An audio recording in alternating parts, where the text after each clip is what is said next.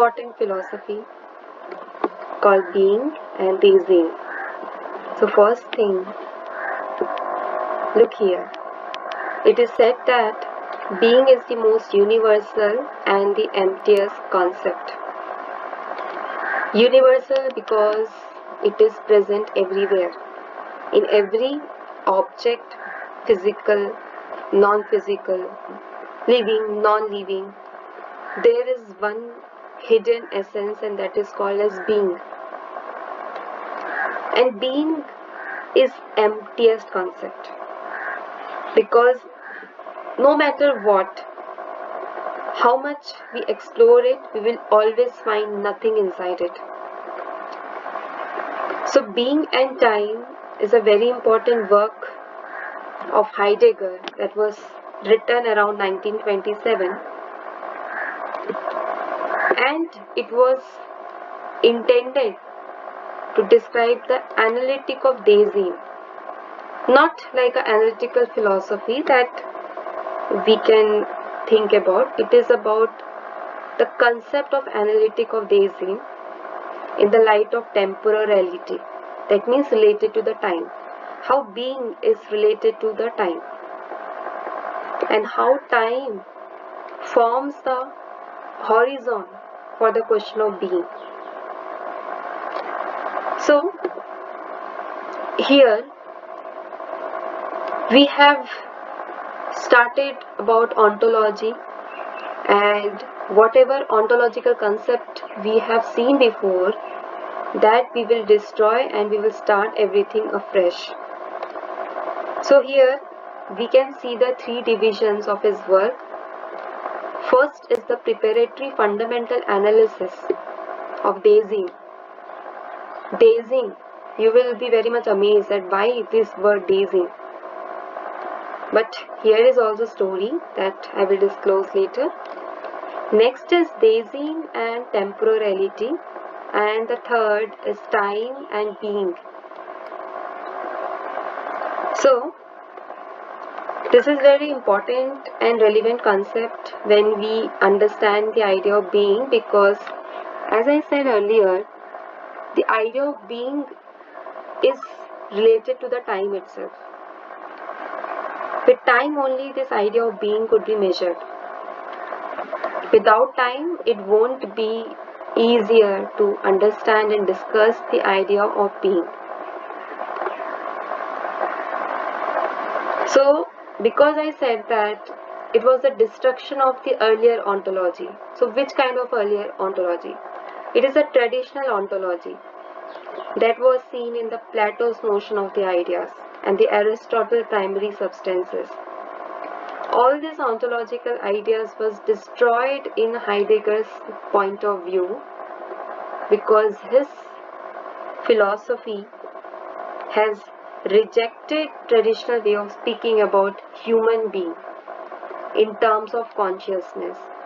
So before we were talking about human beings in terms of consciousness, but from now onwards we will talk about humans in terms of Dasein.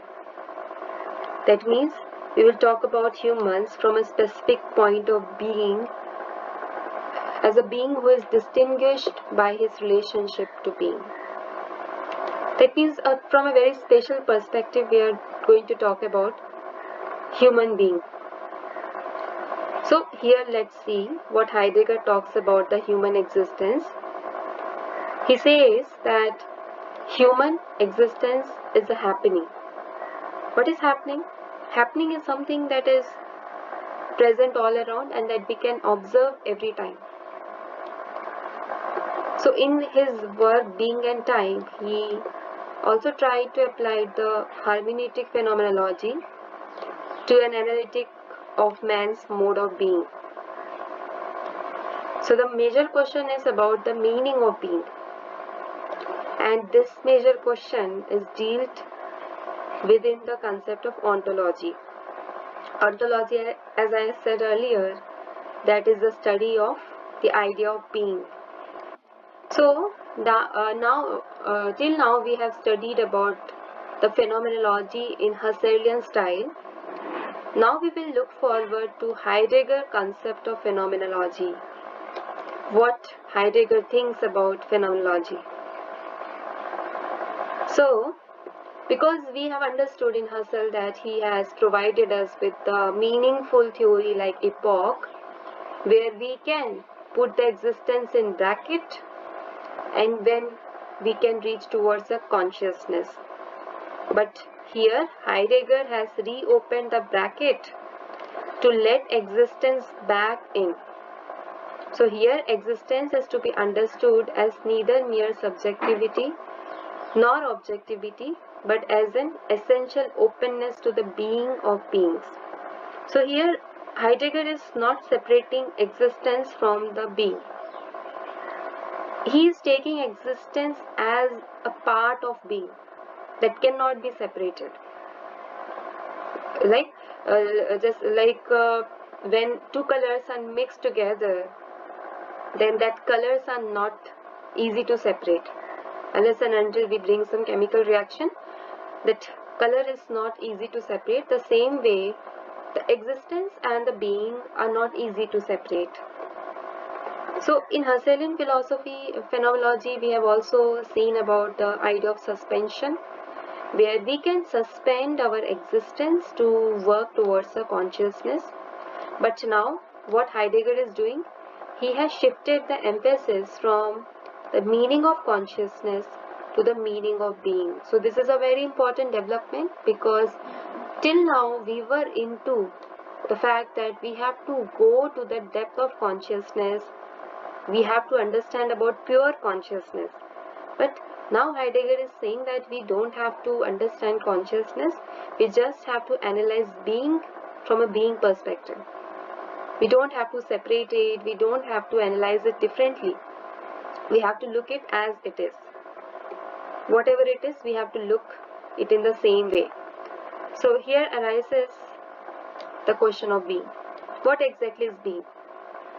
Right? Because we cannot separate it. We cannot do the separate analysis of consciousness and existence and the body. So now how we can understand being? If we want to analyze the being in a laboratory, then what we will tell about being? That this is being, this has this shape, this size, this body type. What we can say about being? So this is a major question that Heidegger talks about. And other fundamental question of being is, why is there something rather than nothing? So in the first quote itself, we have seen that being is universal but empty. Here again we see the same thing, that being is there but still it is not there. It's kind of very confusing, but when we go to the depth of it, we will understand the real meaning of it. So what he was trying to do, he was trying to deconstruct Western metaphysical concept, and he was trying to retrieve the original experience of being. That, like how we are experiencing being, that is the real existence of being. We don't need to analyze it separately. We don't need to dissect it and see that being is hidden over here. Like Descartes has said, right? That if we have to explore the mind, then we have to go deeper inside our body and try to find out that where is the mind. But we will never find the mind. It is there, but we are not going to get it separated from the body. The body and the mind is inseparable. The same concept could be seen in the idea of being, where the being is inseparable from the existence and consciousness. And what we have to do, we have to understand this idea as it is. So now let's see. Just now we said that being is happening. Again we are repeating it, that being is a pure happening that reveals itself immediately in everything that in any way is appearing, is the very essence of being. So whatever is appearing to you, that is the idea of being. That is the originality of being, authenticity of being. You cannot say that this is not a being because it has an outer covering. Because being is pure. It's pure happening. Like you can see this German word which Heidegger uses, Anwesen, that means presencing. That means anything that presences has its own in itselfness, which we cannot penetrate. Whatever presences remains inviolable in its centeredness. That means whatever a thing is presenting about itself, that is the being. So first thing we learnt about being is that it is universal.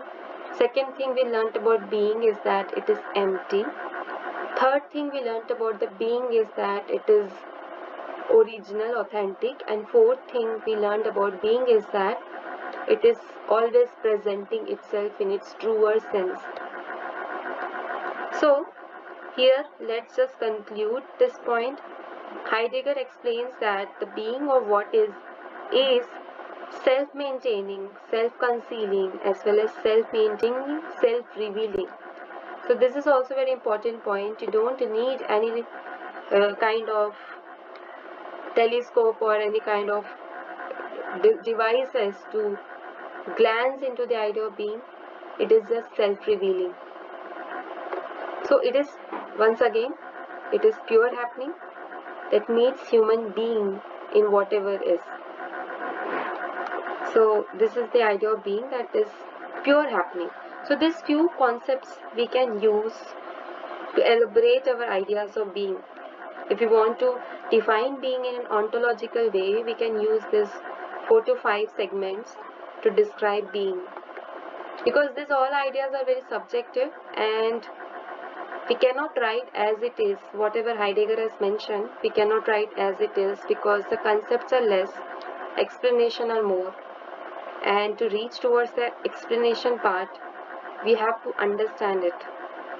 So for understanding, this word is good, like self-concealing, self-manifesting, being and what is happens separately from each other.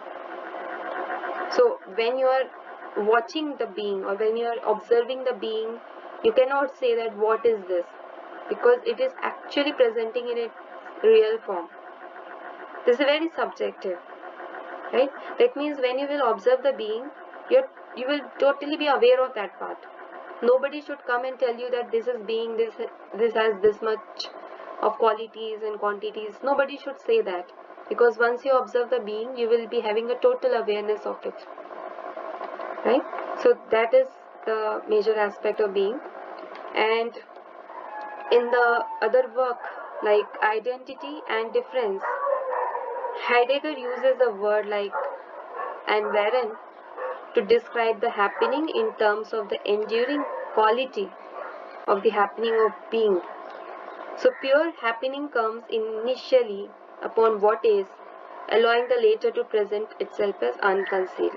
So this was, I was telling that when it is about pure happening, then it will come as a form of what is. Suppose you pass through a football, you know that it is a football. So there is need of no one to tell you that this is a football. So the concept of what is would be revealed itself, and then next the thing which is unconcealed, which is not concealed yet, that which quality of football it is, what is the brand name, from where it has been manufactured, then all these ideas would later on be unconcealed. So this is the idea of pure happening, which is the idea of presencing. So here let's see, the word enduring suggests to us time more than being. Enduring, that means how much it will be there, how many times or like how many days this being would be alive. So when we measure it in terms of time, then it is called as enduring. So Heidegger was thinking that if we want to understand being in a more factual way, then we have to relate it with the time. So Heidegger thinking on being immediately opens up his thinking on time, because these are intrinsically related. If we want to measure something and if we don't have anything to measure upon it, then we can measure it in terms of time. Same is the concept of being. We can measure it in terms of time. So here, let's see what is time. So time is not a sequence of hours, days, years, but it is a genuine time, like opening, clearing of self-concealing way by which being is happening to us in a self-unconcealing. To keep it very simple, time is nothing like divided into hours, days or other years, but it is a opening. It is a happening. So being and time determine each other reciprocally, but in such a manner that neither can the former being be addressed as something temporal, nor can the latter time be addressed as a being. Being and time is related, but we cannot say that being is time or time is being. That are related in a different aspect. Okay, so this much from now till now we have disclosed about the idea of being, and then we talked about how being and time are related.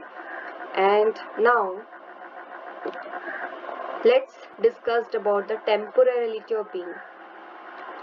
Temporality should be seen as transcendental time or the movement. Transcendental in that it is not the movement of any particular thing. Transcendental time establishes the condition for any particular thing to move with time. Temporality is the background against which being can appear and be apprehended. So temporality is what? If we want to define time, if we want to define being, then we have to define it in the ideas of temporality. In the ideas of temporality, being will reveal itself and will let us know the outcome of it. So time is intrinsic to being and to appearing and to everything that is appearing within the world. Okay, so it's not very complex, because just like I said that being can be disclosed, but being could be disclosed only in temporality, not in permanence. That means there would be a limited time period upon which the being could be disclosed. After that, there would not be any kind of sign of it. So being and its idea could be disclosed in temporality. Alright?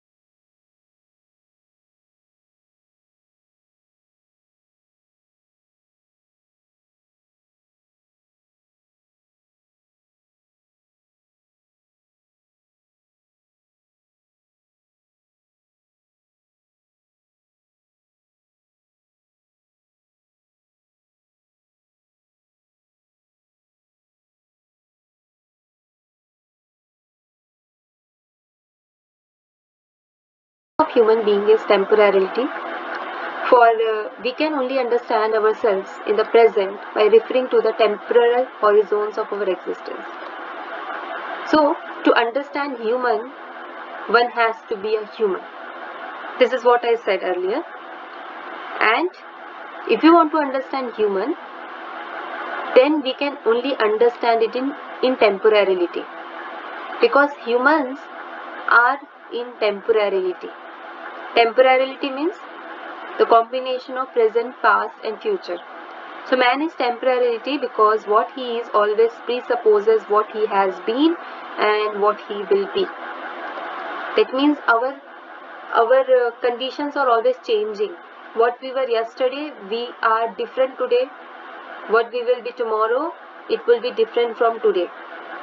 So that is why Heidegger describes Dasein as a mode of being which is always projecting itself beyond its possibilities. If a being is moving beyond himself again and again, then that idea of human existence is called as Dasein. That means going beyond the possibilities. So human existence, it is not a determined fact, and that is the reason Heidegger is always saying that for being a human, for being understanding the human, we have to be a human, because this is not a determined fact. What was in the present, what was in the past, it is different in the present, and it is again going to be different in the future. So that is not a determined fact that could be understood beyond temporality, and therefore human being is defined by its throwness or facticity. That means being in the world means being always already situated. You are always there, just like a water in a glass. You understand water, you have to understand the position of water in a glass. So human being is a being that exists as part of the world, and most importantly by the way of its worldliness. Without this worldliness, we cannot understand humans. So Dasein always finds himself in a given situation, and our self-understanding is always limited by certain environmental, cultural, social, psychological, economical conditions. This is called the facticity. That means our existence is always conditioned with whatever is surrounding ourselves. Any circumstances is governing us, is making us to do this, do that, and all of a thing. So our self-understanding is always limited. Why it is limited? Because we are always guided by environment, culture, social factors, and that is called as facticity. Because of the facticity and situatedness, Dasein always finds himself in temporality. So Dasein understands his own facticity in terms of possibility because he reinterprets his given circumstances in terms of the open horizon of his future. So when a Dasein is trying to understand his own facticity, that what are the circumstances that is guiding me, that all things would be governed by his possibility, that if I have to understand myself, then I have to understand first that what is impacting me. Is it environment? Is it culture? Is it other human? If that is impacting me, then how could I control that impact to explore myself beyond all is this? And this is called as open horizon of future. This is called as the possibility. When he understands his circumstances, when he understands where he is, then only he can understand about his future. And for this, Heidegger talks about a very important concept that is called freedom. So freedom is the gift that allows human being to glance beyond himself.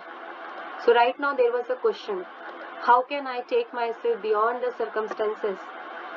It is because of freedom that I can go beyond myself beyond beings, beyond my possession, beyond my mastery of thoughts, to understand and interpret myself. So Dasein is freedom to the extent that his existence as temporal transcendence towards the possible is irreducible to the sum of his conditioning circumstances in the present.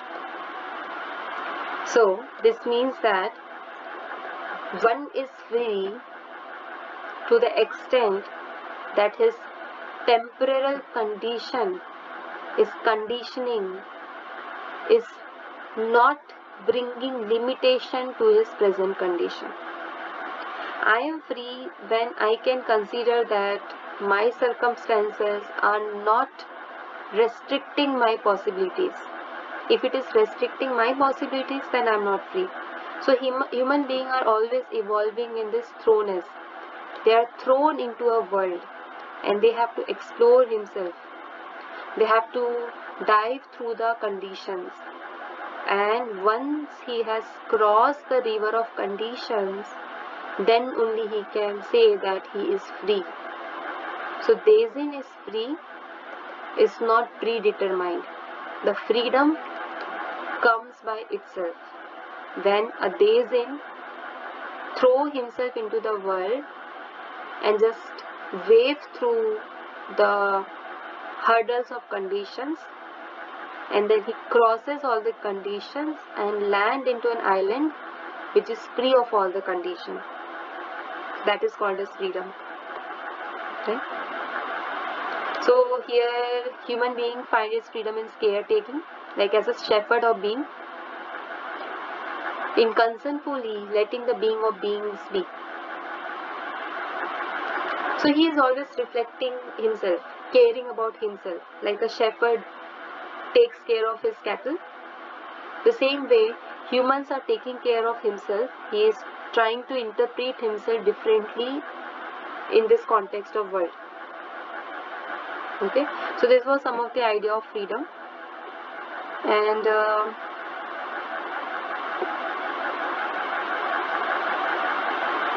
see, a very important line. Human being who understand himself in terms of the future is not the same as he understand himself in the terms of the past.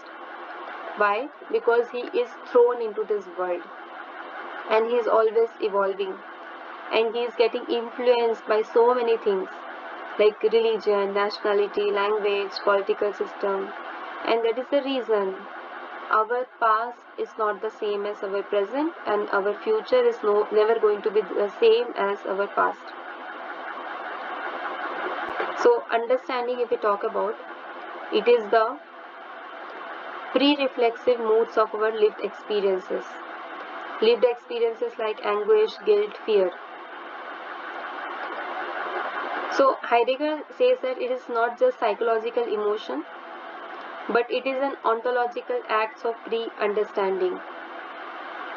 So if we are talking about depression, then we are not depressed because of the event in our lives.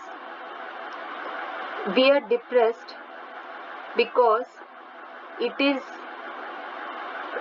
like an experience for us. These are not an occasion which is disrupting our normal patterns of behavior, but at the deepest level, it is an anguish. Anguish is what? It is an ontological mood which expresses being in the world as an experience of not. Okay, just make it very simple. When somebody is depressed, it is not because of the condition, but it is because of his experiences of that condition. Because a same event cannot make two candidates in a depressing mood. One person will fight from it, one person will say it is nothing, one person will say that it is making me depressed. So all this variation comes up because of one and only reason, and that is an anguish. Anguish is what? Which expresses being in the world. That is my expression towards the things that is happening to me in this world. That is called as anguish. Okay, so this is all the terms and the context that we need to understand. And this is about the death, that human beings' existence is preoccupied by an awareness of her ultimate nothingness, that is her being towards death. And anguish is not an end in itself, but rather serves as an openness to being. This is about the anguish, so elaborated in a lengthy way.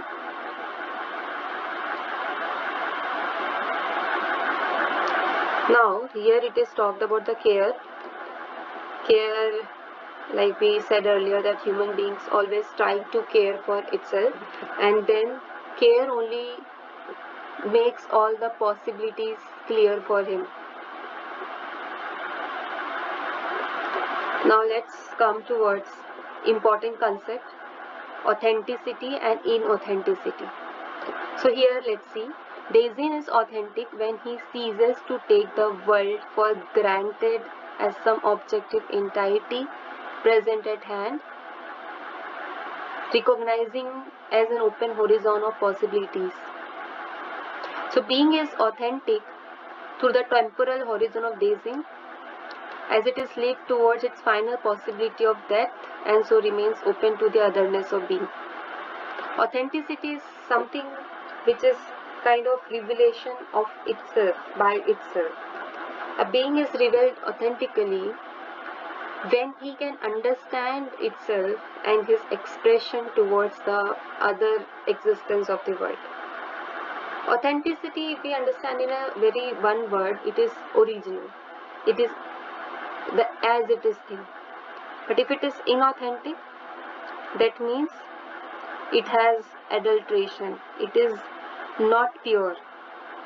So human beings exist inauthentically to the extent that he flees from his awareness of freedom. So one who is realizing his freedom and trying to conquer the conditionings, then we can say that he is an authentic human being. But if he is not being aware of his freedom and he is living in the same condition, then he is not authentic, then he is inauthentic. If he is just fearful of his responsibility about death, then the person is not authentic. So the meaning is quite clear. So inauthenticity is characterized as a falling, a way of routinely being alongside entities without bringing their or one's own being into question. It's a kind of losing of the self into a way of being that is primarily social. So inauthenticity, we don't want it. We want only authentic individuals who has recognized and accept his thrownness in this world. Thrownness, we have already said, it is like being in the world. That is called as thrownness. Okay, so till now we have understand the idea of being, and we have seen that how the being is related to the presence, to the happening, and the thrownness, how the freedom achieve the possibility of being. Then about the being, like being is not differentiated from the world. Being and being in the world is related and it is the same thing. Then we have also discovered about authenticity and inauthenticity. Authentic being is one who has utilized his capacity of freedom and conquer all the conditionings that is holding him. And inauthenticity being is one who has been very fearful and he has not utilized his freedom. So this was we discovered about in Dasein, that is the concept of human being in ontological way, and we have also seen the idea of time, the temporality, and how the Dasein could be understood in the idea of temporality.